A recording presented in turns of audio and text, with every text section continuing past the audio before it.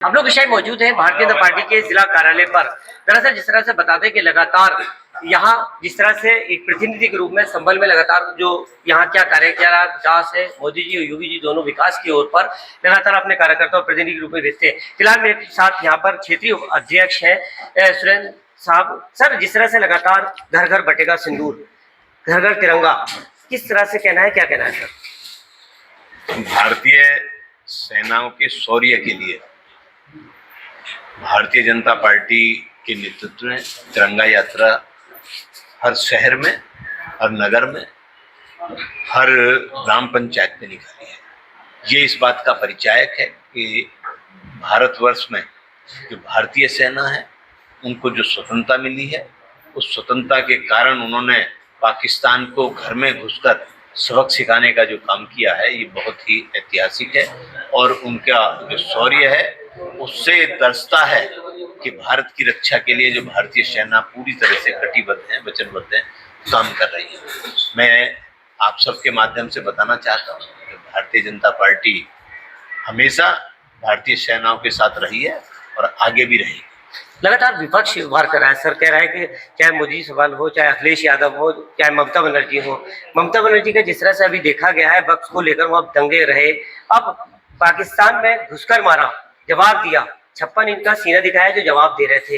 इस बीच सर क्या विपक्ष राहुल गांधी का जिस तरह से क्या कहना है सर? इतना कहना चाहूँगा, चाहे राहुल गांधी जी हो या ममता बनर्जी, इन लोगों को अपने आप में सुधार लाना चाहिए।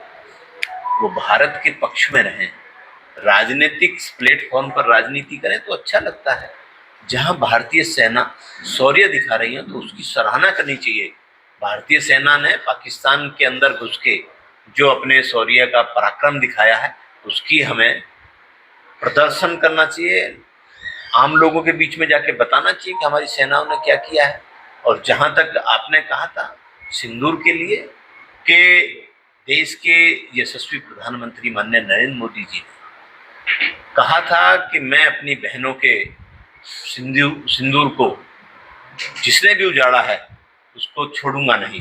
करके दिखाया हमने। उसी सिंदूर को बारूद बना के पाकिस्तान के आतंकवादी संगठनों के 9 स्थानों को ध्वस्त करने का काम किया।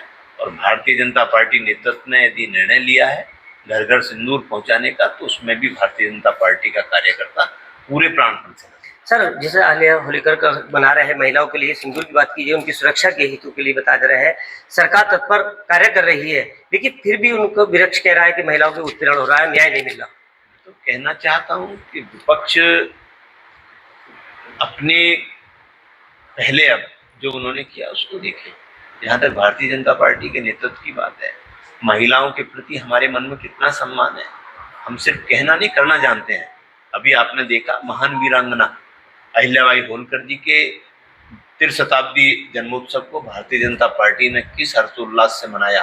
और लगातार हमने 21 मई से 31 मई तक कार्यक्रम किए हैं। और महान वीरांगना ऐसी रानी अहिल्याबाई होलकर जिन्होंने समाज के लिए, महिला सशक्तिकरण के लिए, धर्म और संस्कृति के लिए जो काम किए थे उसके लिए हमने लगातार।